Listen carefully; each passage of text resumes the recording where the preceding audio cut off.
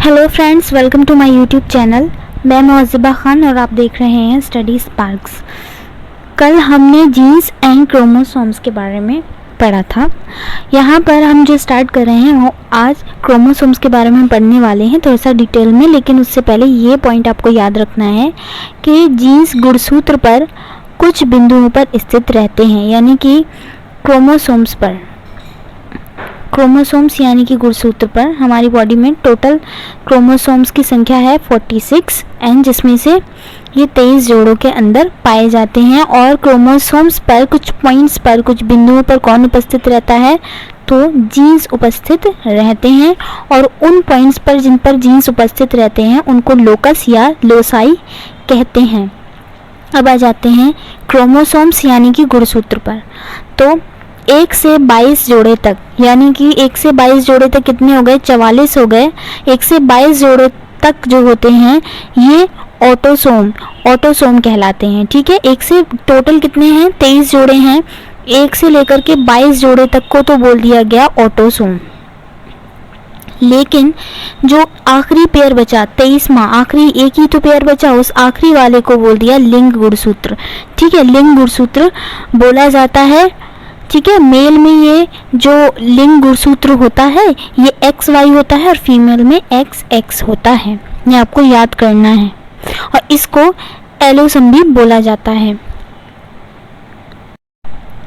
अब जो यहाँ पर टॉपिक आया है वो है जेनेटिक्स यानी कि अनुवांशिकी। तो अनुवांशिकी के बारे में जानना है। और अनुवांशिकी के जो फादर हैं वो मेंडल हैं। मेंडल के बारे में आपको कई बार याद होगा, उन्होंने क्या किया था? मटर के दानों पर, मटर पर प्रयोग किया था, मटर के दानों पर प्रयोग किया था। तो मेंडल का नाम तो आपने सुना ही होगा।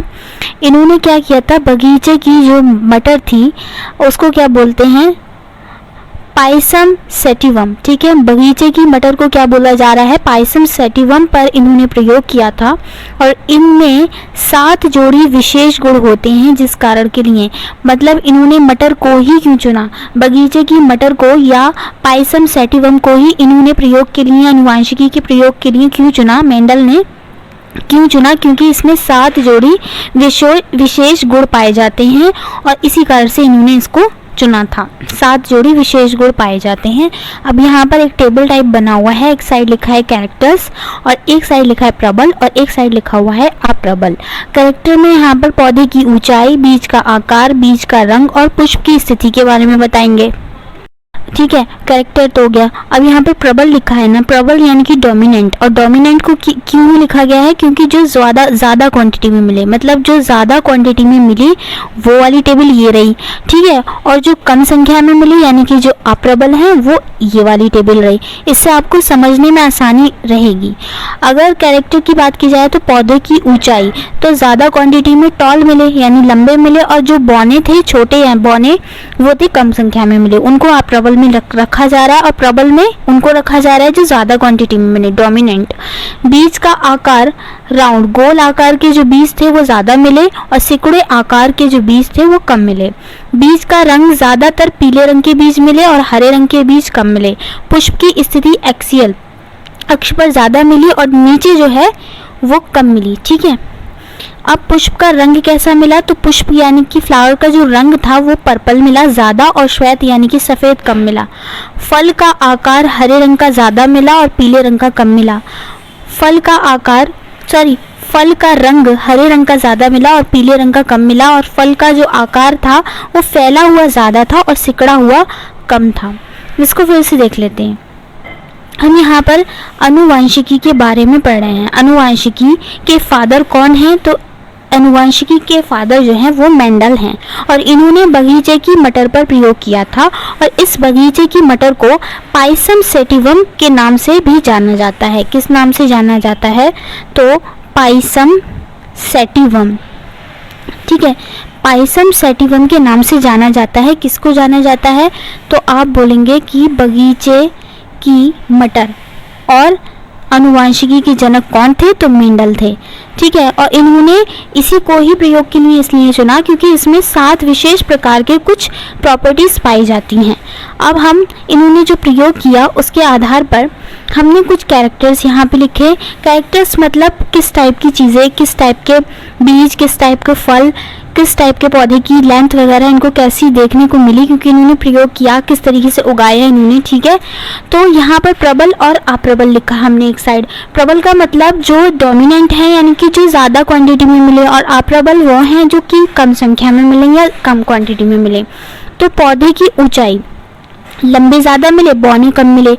बीज का जो आकार था, गोल आकार के बीज ज़्यादा मिले, सिकुड़े आकार के बीज कम मिले। पीले रंग के बीज ज़्यादा मिले, हरे रंग के बीज कम मिले। अक्ष पर फूल ज़्यादा मिले और नीचे जो है फूल कम मिले। पुष्प का रंग यानी कि पर्पल कलर का फूल मिला और सफ़ेद रंग का कम मिला। ठीक है, हरे रंग के फल ज़्यादा मिले और पीले रंग के फल कम मिले।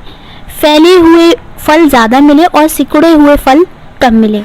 ये आपको याद रखना था। और इन कैरेक्टर्स को देखते हुए इन्होंने क्या करा, कुछ क्रॉस लगाए। ये जो ऊपर हमने भी कैरेक्टर्स पढ़े, फल का आकार, बीज का आकार, पुष्प की कलर, ये सब इनके आधार पर, और पौधे की लंबाई, इन सब के को देखते हुए, ऑब्जर्व करते हुए मेंडल ने क्या किया, कुछ क्रॉस लगाए। ठीक है, कुछ क्रॉस लगाए। क्रॉस है क्या, एक कैरेक्टर से लेकर लगाया गया क्रॉस मोनो हाइब्रिड क्रॉस कहलाता है। ठीक है, मोनो, एक कैरेक्टर से लेकर के लगाया गया क्रॉस मोनो हाइब्रिड क्रॉस कहलाता है। ये आपको याद रखना है। ठीक है, अब यहाँ पर कैपिटल टी और कैपिटल टी को टॉल प्लांट या फिर प्योर टॉल प्लांट के अंदर भी आप रख सकते हैं। टॉल प्लांट यानी कि लंबा, कंप्लीट जो है लंबा पौधा, टी से डिनोट कर रहे हैं हम यहाँ पर, और स्मॉल टी से स्मॉल प्लांट या फिर प्योर स्मॉल प्लांट से भी लिख रहे हैं। ये अभी आपको समझना है, क्रॉस कैसे लगना है वो आप जैसे जैसे आगे बढ़ती जाएगी वीडियो आपको समझ में आती जाएगी। अब यहाँ पर हमने सिर्फ इतनी बात सीखी कि जो ऊपर कैरेक्टर्स थे उनको देखते हुए मेंडल ने क्रॉस लगाए, और एक कैरेक्टर से, केवल एक कैरेक्टर से लेकर लगाए गए क्रॉस को मोनोहाइब्रिड क्रॉस कहा जाता है। और कैपिटल टी को हम टॉल प्लांट कह रहे हैं, जबकि स्मॉल टी को हम स्मॉल प्लांट कह रहे हैं। ठीक है, अब यहाँ पर लिखा हुआ है कि इन दोनों का क्रॉस करने पर रिजल्ट 2 मिले। ठीक है, 2 रिजल्ट मिले। किनका क्रॉस किया गया है, तो कैपिटल टी और capital T cross small T और स्मॉल टी, इन 2 टाइप के प्लांट्स का क्रॉस करवाया गया। यानी कि कैपिटल टी यानी कि लंबे पौधे का और छोटे पौधे का, कैपिटल टी का क्रॉस करवाया गया स्मॉल टी के साथ ये करवाया गया। तो कुछ इस तरह की कुछ प्रॉपर्टीज मिली। एक तो समलक्षणी अनुपात और समजीनी अनुपात। ठीक है, ये मिलते हैं, यानी कि जब भी हम किन्हीं 2 पौधों का क्रॉस करवाएंगे तो हमें एक तो समलक्षणी अनुपात मिलेगा और समजीनी अनुपात मिलेगा। यानी कि यही बात यहाँ पर कोने में लिखी हुई थी कि इन दोनों का क्रॉस करने पर 2 तरह के रिजल्ट मिले, और वो 2 रिजल्ट ये हैं। ठीक है, समलक्षणी अनुपात और समजीनी अनुपात। अब समलक्षणी अनुपात किस तरह, जब capital T cross small T करवाया गया तो समलक्षणी अनुपात क्या मिला, 3:1 के रेशो में मिला। और जो समजीनी अनुपात था 1:2:1 के रेशो में मिला। और ये जो 1:2:1 है, ये कुछ इसमें एक लंबा मिला, एक लंबा पौधा मिला, एक संकरित लंबे मिले, और एक जो थे वो स्मॉल प्लांट मिले यानी कि छोटे मिले। ठीक है, और जो समलक्षणी था इसमें देख के बता सकते हैं कि प्लांट कैसा है। प्लांट इसमें देखकर कैसे बता सकते हैं, कैपिटल टी आएगा तो जाहिर सी बात है ये प्योर टॉल प्लांट है, प्योर टॉल प्लांट है। और अगर स्मॉल टी आ जाएगा तो ये प्योर स्मॉल प्लांट है। यही बात यहाँ पर बताई गई है। ठीक है, यहाँ पर समजीनी अनुपात में 3 टाइप से निकला, यानी कि लंबे मिले, संकरित लंबे मिले और छोटे मिले। जबकि इसमें क्या हुआ, इसमें देख के बता सकते हैं कि प्लांट कैसा है, यानी कि 3:1 के रेशो में है। ये भी तो 3:1 ही है, लेकिन इसमें लंबे को अलग कर दिया, संकरित लंबे को अलग कर दिया। लेकिन यहाँ पर लंबे संकरित लंबे को ऐसे लिख दिया 3:1, ये छोटा है और ये बड़ा है। अब ये आ गया टी। अब यहाँ पर क्या था, हम किसका क्रॉस करवा रहे थे, हम कैपिटल डी का स्मॉल डी के साथ करवा रहे थे। ये टॉल प्लांट है ये वाला और ये स्मॉल प्लांट है, इन दोनों का करवाया था। तो हमें दो तरह के रिजल्ट मिलते हैं, किसी का भी करवाएंगे दो तरह के रिजल्ट मिलेंगे, उनके अंतर्गत जो भी आएगा वो हम लिखेंगे। समलक्षणीय अनुपात मिलेगा और एक समजीवी अनुपात मिलेगा। समलक्षणीय अनुपात में क्या है, ऊपर से बता देंगे कि लंबा कितना मिला छोटा कितना मिला, ठीक है। लेकिन समजीवी अनुपात में हम खुल करके बताएंगे कि लंबे कितने मिले या फिर छोटे कितने मिले, संकरित लंबे कितने मिले या फिर संकरित बौने या छोटे कितने मिले, उसमें खुल करके बात की जाएगी। 3 टाइप में मिले यहाँ पर। अब यहाँ पर यही चीज़ टीटी प्योर टॉल प्लांट और यह प्योर ड्राफ्ट प्लांट यानी कि या फिर छोटा भी स्मॉल प्लांट भी आप बोल सकते हैं, कैपिटल टी है। इसको लिखने का तरीका है कुछ इस तरह का। ये एक टेबल बनाई, ठीक है, इस तरह से। यहाँ पर हमने कैपिटल टी लिखा और यहाँ पर लिखा स्मॉल डी। अब हम करवाएंगे इनकी मल्टीप्लाई, और इनकी मल्टीप्लाई कैसे करवाएंगे, इस कैपिटल टी की इस वाले स्मॉल डी से, तो कैपिटल टी की कैपिटल टी से, फिर इस वाले की इस वाले से, यानी कि कैपिटल टी और स्मॉल टी। इसी तरह यहाँ पर भी टी और स्मॉल टी आ जाएगा, यहाँ पर भी टी और स्मॉल टी आ जाएगा। तो यही चीज़ तो आ रही है इनकी मल्टीप्लाई करनी, इसकी इससे फिर इसकी इससे फिर इसकी इससे फिर इसकी इससे, तो यही चीज़ तो आई थी टी टी, ठीक है। और ये क्या है, ये F1 संकरित कहलाएंगे, मतलब पहली पीढ़ी के पौधे हैं। ये पहली पीढ़ी के पौधे हैं क्योंकि हमने इसमें प्योर टॉल प्लांट की प्योर ड्राफ्ट प्लांट से जो है क्रॉस करवाया गया है। टी ज़्यादा है मतलब उसकी डोमिनेंसी ज़्यादा होगी यानी प्रबलता ज़्यादा होगी, तो ये रेशो कितना हो जाएगा 4:0 का। 4:0 का क्यों होगा, इसको कैसे समझें, इसको ऐसे समझना है कि यहाँ पर आपने एक चीज़ देखी, ये क्या है, ये क्या है, ये क्या है, ये क्या है, तो आप ये बोलेंगे कौन सा पौधा है। ये पहली बात तो ये प्योर तो नहीं है, लेकिन ये संकरित तो है ना, संकरित तो है। क्या आपको इसमें कोई भी छोटा पौधा नजर आ रहा है, ये संकरित लंबा पौधा है क्योंकि इसमें कैपिटल टी की जो है डोमिनेंसी ज़्यादा है, इसीलिए संकरित लंबे में आ जाएगा। तो यहाँ पर 4 ये 4 आ रहा है और छोटा कोई नहीं आ रहा है, तो इसीलिए इसकी जो समलक्षणी अनुपात होगा वो ये होगा। अब समजीवी अनुपात के लिए क्या करें, अब चलिए ये तो पहली पीढ़ी का हो गया, इसको एक और तरीके से समझते हैं, ठीक है। इसमें 4 ही पौधे आए।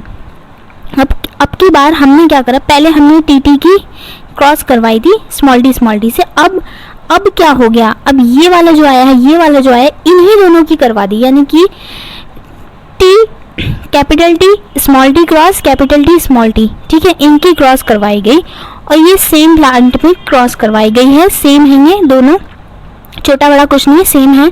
और ये F2 संकरित कहलाएंगे, यानी कि दूसरी पीढ़ी के पौधे कहलाएंगे।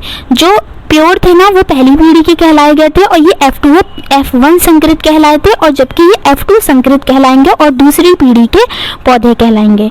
यहाँ पर भी हमने एक टेबल बनाई और बिल्कुल उसी तरह हमने इनको लिख लिया, मतलब कि यहाँ पर अब ये यही तो है, ये वाले हैं ना, तो यहाँ पर टी और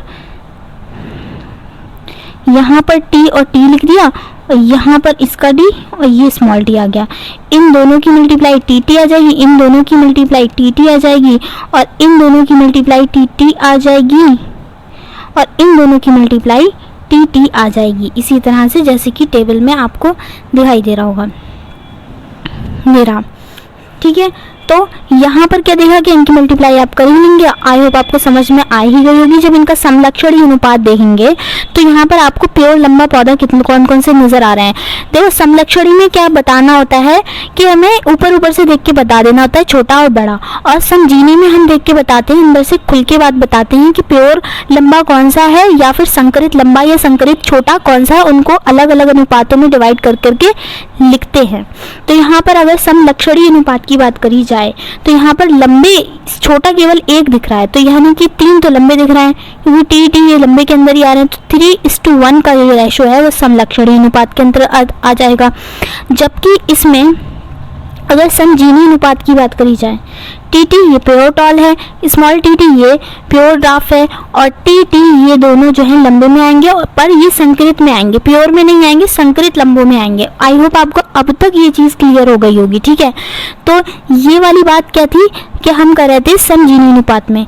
तो समजीनी अनुपात में क्या है, एक तो प्योर लंबा है, ठीक है, दो कैसे हैं, दो संकरित हैं, ठीक है, उनको एक साथ कर दिया, और एक कैसा है, एक छोटा है। तो इसका जो समजीनी अनुपात है वो ऐसा आएगा, मतलब पूरी डिटेल लिखी जाएगी, इसमें संकरित को अलग कर दिया जाएगा, लंबे को अलग कर दिया जाएगा, छोटे को अलग कर दिया जाएगा। संकरित कोई सा भी हो, छोटा हो, बड़ा हो, कैसा भी हो। लेकिन ये जो समलक्षणीय अनुपात है ना, इसको हम ऊपर ऊपर से देख करके बताना, मतलब हम देख करके बता सकते हैं कि पौधा लंबा है, बौना है, छोटा है, कैसा है। ये हमने आज पढ़ा कि सबसे पहले ये चीज़ आई कहाँ से थी, हमने अभी कुछ कैरेक्टर्स पढ़े जो कि हमें मिले थे मेंडल के रिजल्ट से, ठीक है। मेंडल ने क्या करवाया था, मेंडल ने मटर के पौधे पर प्रयोग किया था, ठीक है, बगीचे की मटर पर प्रयोग किया था इन्होंने, और ये अनुवांशिकी के जनक भी हैं। पौधों की ऊंचाई लंबी मिली थी, इन्हें कुछ बौने मिले थे जो ज़्यादा क्वांटिटी में मिले थे, लंबे, गोल, पीले, अक्ष पर, ये सब कुछ हमने बताया था। और इन्हीं कैरेक्टर्स के इस आधार पर इन्होंने कुछ क्रॉस लगाए थे, और एक कैरेक्टर से लेकर लगाया गया क्रॉस मोनोहाइब्रिड क्रॉस कहलाता था। कैपिटल टी को हम टॉल प्लांट बोल रहे थे, स्मॉल टी को हम बोल रहे थे स्मॉल प्लांट, ठीक है, ड्राफ्ट प्लांट भी बोल सकते हैं। और जब इन दोनों का क्रॉस करवाए गए, पहली पीढ़ी के पौधे हैं, F1 संकरित हैं, ये दो टाइप के जो है रिजल्ट मिले, दो टाइप के, एक समलक्षणी अनुपात और एक समजीनी अनुपात। समलक्षणी अनुपात में हम देख करके बताते हैं कि पौधा कैसा दिख रहा है, लंबा और छोटा, दो अनुपात में उसको डिवाइड कर देते हैं। लेकिन समजीनी अनुपात में लंबा भी बताते हैं, संकरित भी बताते हैं और छोटा भी बताते हैं, तीनों रेशो को अलग अलग करके बताते हैं। जब कैपिटल टी और स्मॉल टी की करवाया गया क्रॉस, तो यहाँ पर ये रिजल्ट मिले थे जो कि आपने ऊपर देख लिए थे, ठीक है।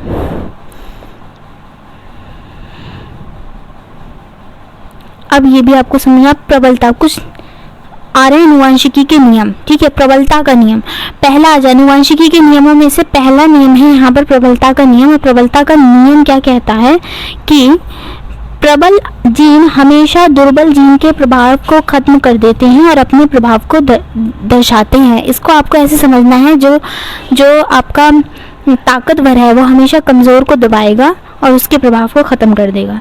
यानी कि प्रबल जीन, ये प्रबलता का नियम है, लॉ ऑफ डोमिनेंस, इसको प्रभुत्वता का नियम भी कहते हैं। इसके अनुसार ये है कि प्रबल जीन जो होगा, यानी कि ज़्यादा क्वांटिटी में जो जीन्स मिलेंगे, वो दुर्बल जीन के प्रभाव को ख़त्म कर देते हैं तथा अपने प्रभाव को दर्शाते हैं।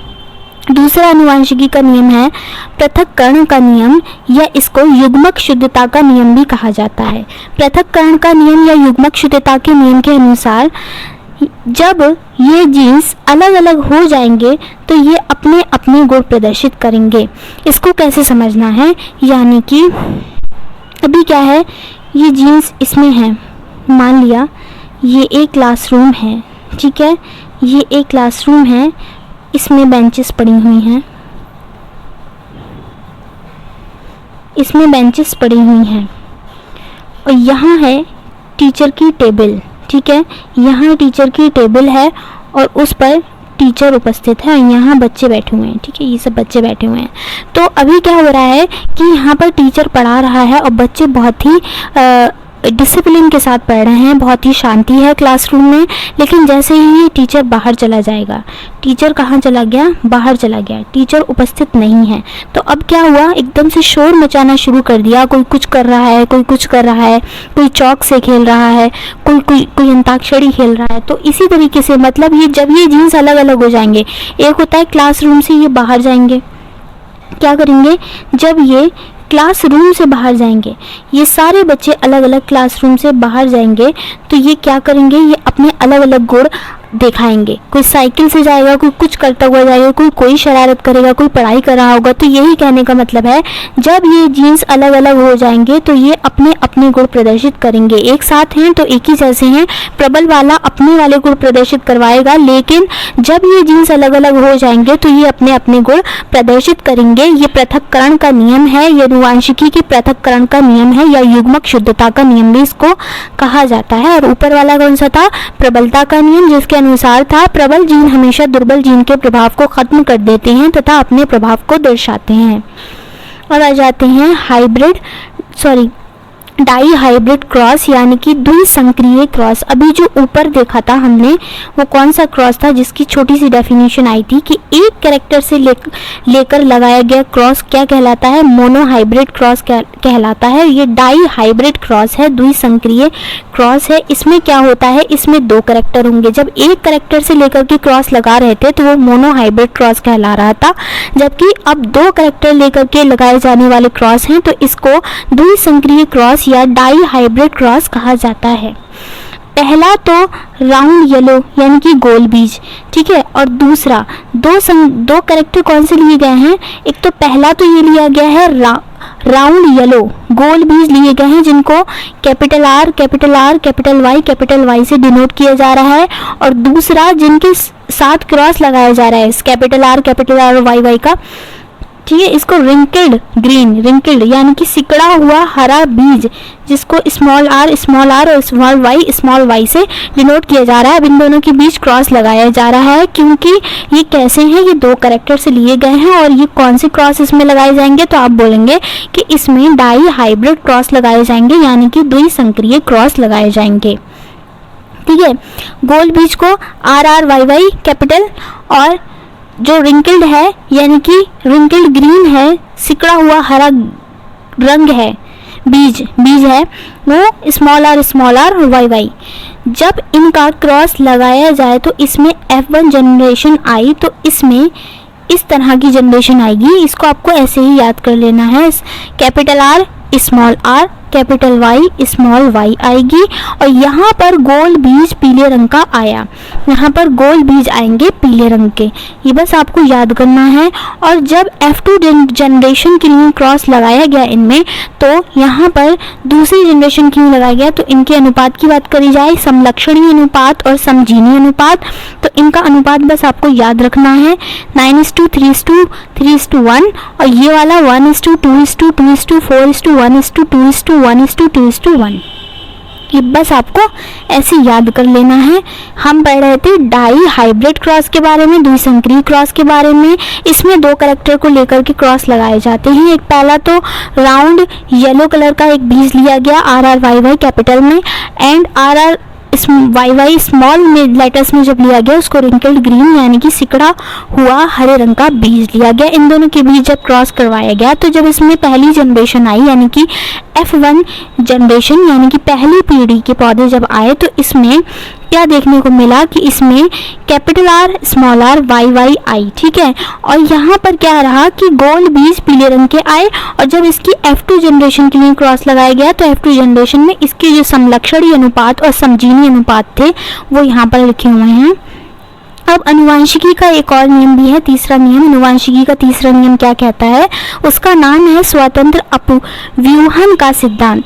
स्वतंत्र अपव्यूहन का सिद्धांत यानी कि कोई भी जीन जो स्वतंत्र है, ठीक है, इस तरीके स्वतंत्र है यानी कि जीन्स जो है वो स्वतंत्र है। और अनुवांशिकी के कितने नियम है? तो 3 नियम है। पहला था प्रबलता का नियम, दूसरा था पृथक्करण का नियम, तीसरा ये लिखा हुआ है स्वतंत्र अपव्यूहन का सिद्धांत। अब हम यहाँ पर जो नया टॉपिक है वो ये है उत्परिवर्तन, ठीक है। म्यूटेशन क्या कहलाता है, उत्परिवर्तन क्या कहलाता है? तो इसका आइडिया सबसे पहले किसने दिया था? ह्यूगो डेविरीज ने दिया था। और जिस प्लांट पर दिया था उस प्लांट का नाम था डेनोथेरा, ठीक है। डेनोथेरा उस प्लांट का नाम था या पूरा नाम था।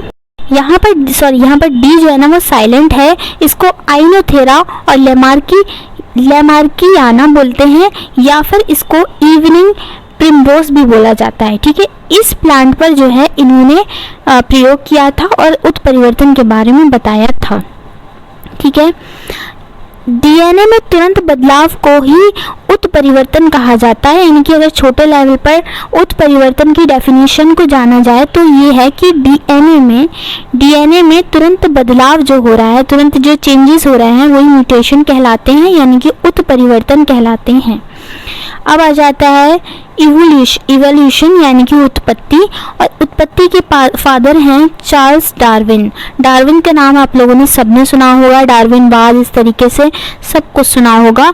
एक बुक में जातियों की उत्पत्ति में बताया है, यानी कि डार्विन ने अपनी एक बुक में जातियों की उत्पत्ति के बारे में बताया, यानी कि लाइफ की उत्पत्ति कैसे हुई, इन सब चीज़ों के बारे में डार्विन ने वहाँ पर बताया है। और जो भी ये सिद्धांत इन्होंने दिए हैं उसको क्या बोलते हैं, डार्विनवाद कहा जाता है,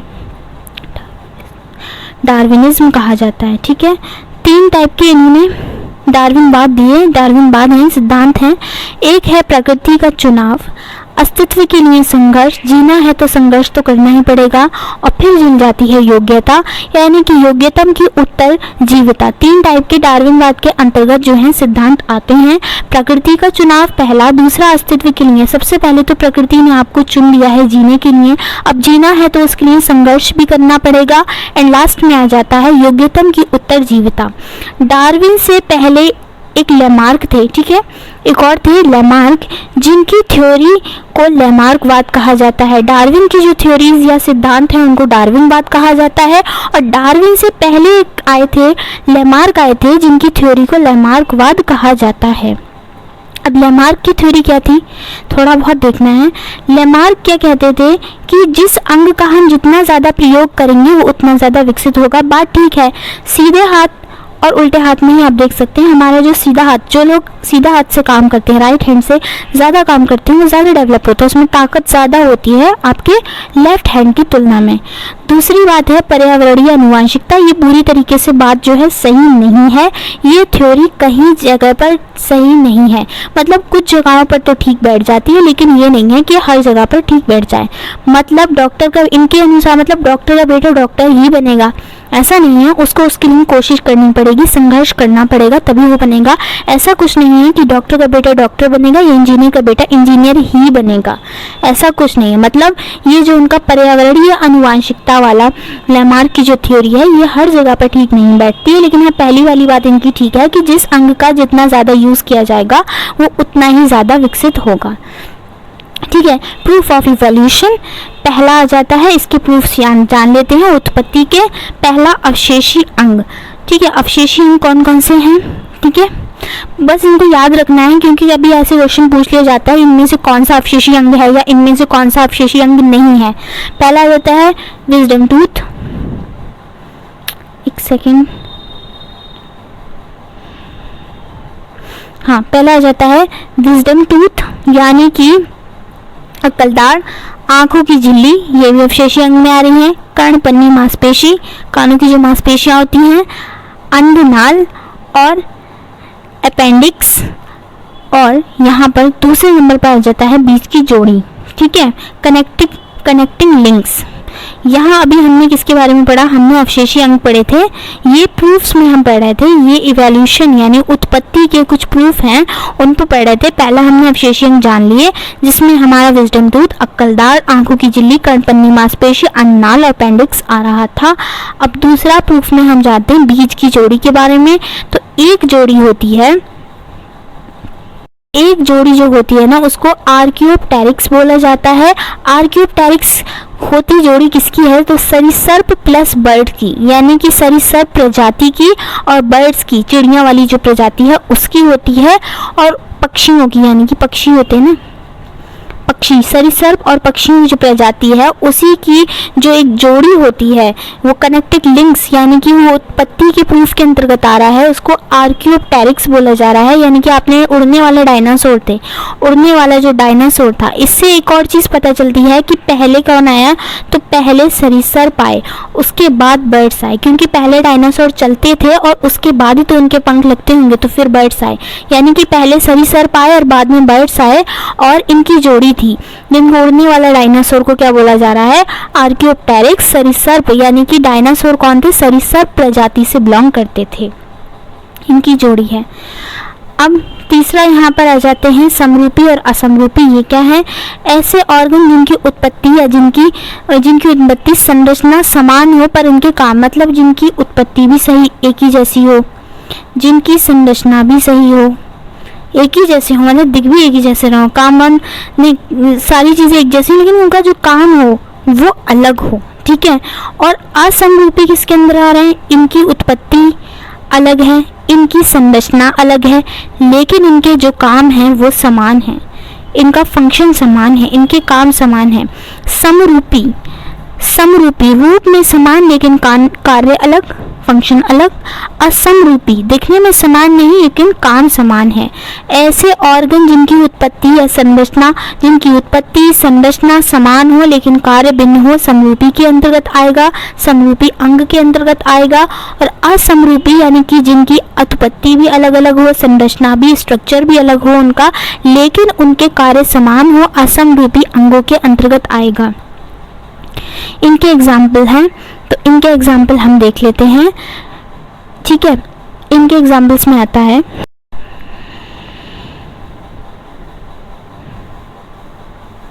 सबसे पहले हम देखते हैं समरूपी ऑर्गन्स या अंगों के बारे में, होमोलोगस ऑर्गन्स के बारे में। पहला आ जाता है व्हेल के चप्पू, ठीक है। प्लीपर ऑफ व्हेल, व्हेल मछली, ठीक है, व्हेल मैमल है। स्विमिंग, तैरने में काम करते हैं। अब इसमें कैसे आ जाते हैं? व्हेल के जो चप्पू होते हैं वो तैरने में काम करते हैं। हैंड ऑफ ह्यूमन, हम मनुष्य के हाथ क्या करते हैं? पकड़ने में काम करते हैं। घोड़े के आगे के जो पैर होते हैं वो दौड़ने में काम करते हैं। चमगादड़ के पंख जो होते हैं वो उड़ने में काम करते हैं। दूसरे में आ जाते हैं एक और एग्जाम्पल, नागफनी का तना और पौधों के तने, ठीक है। नागफनी का तना और पौधों के तने, ये आ रहा है आपका असमरूपी के एग्जाम्पल्स में, एनालोगस में। चमगादड़ के पंख और पक्षी के पंख और कीट के पंख सब दिखने में जो है अलग हैं लेकिन इनके काम सेम है, उड़ने में काम आते हैं। पौधों की पत्तियां और नागफनी की पत्तियां, तो नागफनी का तना दिखने में अलग है। नागफनी का स्टेम यानी कि तना और पौधों की जो लीव्स होती हैं, पत्तियां होती हैं, वो दिखने में अलग है लेकिन उनके काम एक ही कर रहे हैं। दोनों ही फोटोसिंथेसिस कर रहे हैं यानी कि प्रकाश संश्लेषण के द्वारा अपना खाना बना रहे हैं। दोनों का स्ट्रक्चर अलग है पर दोनों फोटोसिंथेसिस कर रहे हैं, फंक्शन, कार्य अलग है। यहाँ पर कार्य अलग नहीं है, कार्य सेम है। कार्य सेम ही तो था उसमें, स्ट्रक्चर अलग अलग होते हुए भी असमरूपी में क्या था? स्ट्रक्चर अलग था जबकि कार्य सेम था। कार्य कैसा था? सेम था। फिर से एक बार इनके एग्जाम्पल देख लेते हैं। व्हेल के चप्पू, ये सब क्या कर रहे हैं? मतलब इनका जो है स्ट्रक्चर एक ही टाइप का लगभग, लेकिन इनके काम एक ही जैसे हैं। पकड़ने में मदद करता है, दौड़ने में, उड़ने में, ठीक है। नागफनी का तना और पौधे के तने के बारे में भी बात करी गई, पौधे की पत्तियां और नागफनी की। ये जो है ना, ये इसके एग्जाम्पल में आ रहा है, ठीक है। पौधे का तना और नागफनी का तना, ये इसके एग्जाम्पल्स में आ रहा है। दोनों कैसे हैं? दोनों की संरचना, उत्पत्ति एक समान है लेकिन इनके कार्य जो हैं वो अलग अलग हैं। इनके कार्य जो हैं अलग अलग है, नागफनी के तने के और पौधे के तने के। ये पौधे का तना है और यहाँ पर पौधे की पत्तियां हैं, ठीक है। पौधे की पत्तियां जिनका स्ट्रक्चर अलग है बिल्कुल नागफनी के तने से, लेकिन काम तो एक ही है ना, फोटोसिंथेसिस कर रहे हैं दोनों। चमगादड़ के पंख और पक्षी के पंख और कीट के पंख सब अलग अलग हैं लेकिन काम क्या कर रहे हैं? उड़ने का काम कर रहे हैं। ये एनालोगस के एग्जाम्पल में आ गया, ये होमोलोगस के एग्जाम्पल में आ गया। समरूपी में नागफनी का तना और पौधे का तना एक ही जैसे होते हैं, ठीक है। उत्पत्ति, संरचना एक ही जैसी थी, काम तो अलग है ना उनके। व्हेल के चप्पू, स्विमिंग, तैरने में मदद करते हैं उसको। हैंड ऑफ ह्यूमन, ये पकड़ने में काम आता है। घोड़े के जो आगे के पैर होते हैं दौड़ने में मदद करते हैं। काम एक जैसा करना है, अलग अलग स्ट्रक्चर है बिल्कुल, स्ट्रक्चर एक जैसा, काम अलग अलग है, ठीक है। काम तो अलग अलग है ना, स्ट्रक्चर एक जैसा है। चमगादड़ के पंख उड़ने में मदद करते हैं, ठीक है। आई होप आपको आज की क्लास पसंद आई होगी। पसंद आई है तो प्लीज़ लाइक कीजिएगा, कमेंट सेक्शन में आकर के ज़रूर एक कमेंट करके बताइए कैसी लगी क्लास। चैनल पर नए हैं, चैनल को सब्सक्राइब कर दें, लाइक कर दें, शेयर कर दें एंड साथ में बेल आइकन को प्रेस करना बिल्कुल भी नहीं भूलिएगा ताकि आने वाला कोई भी नया नोटिफिकेशन आप लोगों तक पहुँच सके। मिलते हैं नेक्स्ट वीडियो में, तब तक के लिए गुड बाय।